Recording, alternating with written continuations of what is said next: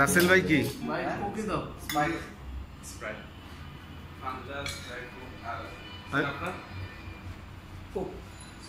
এই তুই না কালো পানি খাস না আর খুব খাবি কেমন নাই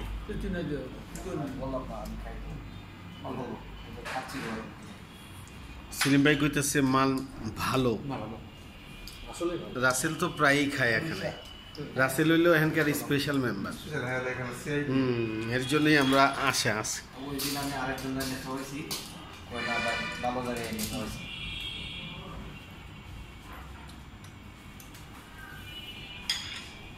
নামাজ না পড়ে খাইতেছি